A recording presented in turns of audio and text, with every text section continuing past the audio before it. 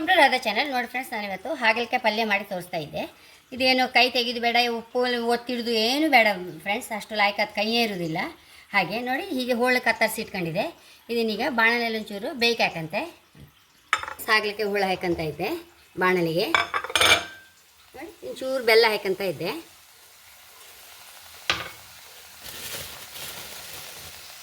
ಒಂಚೂರು ಉಪ್ಪು.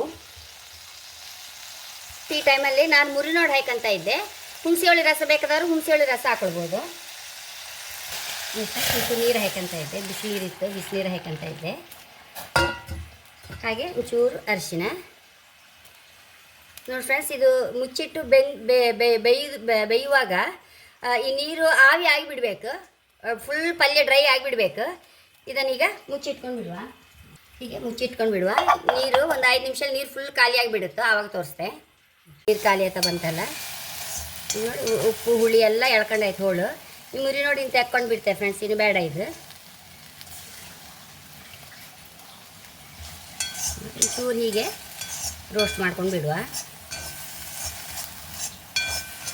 ಫ್ರೆಂಡ್ಸ್. ಒಂಚೂರು ಮನೆಯಲ್ಲೇ ಮಾಡಿದ್ರೆ ಎಳ್ಳೆಣ್ಣೆ ಹಾಕಂತ ಇದ್ದೆ, ಒಂದೆರಡು ಸ್ಪೂನ್ ಹಾಕೊಂಬ.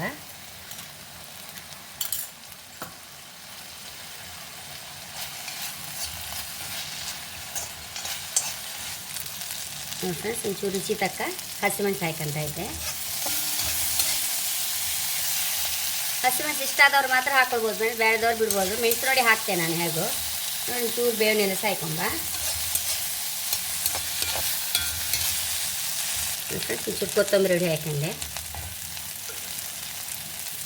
ವಾಂಗಿಬಾತ್ ಪುಡಿ ಮಾಡಿ ತೋರಿಸಿದೆ ಅಲ್ಲ, ಅದನ್ನು ಒಂಚೂರು ಹಾಕಂತ ಇದ್ದೆ. ಹೈ ಕ್ಲಾಸ್ ಆದ ಫ್ರೆಂಡ್ಸ್, ಇದಕ್ಕೆಲ್ಲ ಅದನ್ನು ಹಾಕೊಂಡ್ರೆ.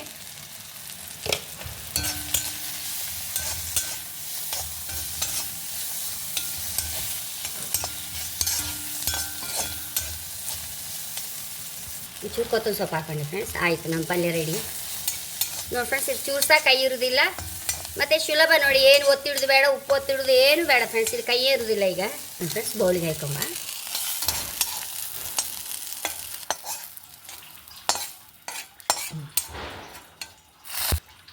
ಫ್ರೆಂಡ್ಸ್, ಎಷ್ಟೋ ರುಚಿಯಾದ ಹಾಗಲಕಾಯಿ ಪಲ್ಯ ರೆಡಿಯಾಗಿದೆ. ಶುಗರ್ನವರಿಗಂತೂ ಹೈ ಕ್ಲಾಸ್ ಫ್ರೆಂಡ್ಸ್. ನಾವು ಕೈ ತೆಗೆದು ಹೀಗೆ ತಿಂದಿದ್ದರಿಂದ ಶುಗರ್ ಪೇಷಂಟ್ಗಳಿಗೆ ಸಹ ಒಳ್ಳೆಯದು, ಹೈ ಕ್ಲಾಸ್ ಆಗಿದೆ. ಹಾಗೆ ನನ್ನ ಚಾನಲ್ ಇಷ್ಟ ಸಬ್ಸ್ಕ್ರೈಬ್ ಮಾಡಿ, ಲೈಕ್ ಮಾಡಿ, ಕಾಮೆಂಟ್ ಮಾಡೋದಂತೂ ಮರಲೇಬೇಡಿ. Thank you.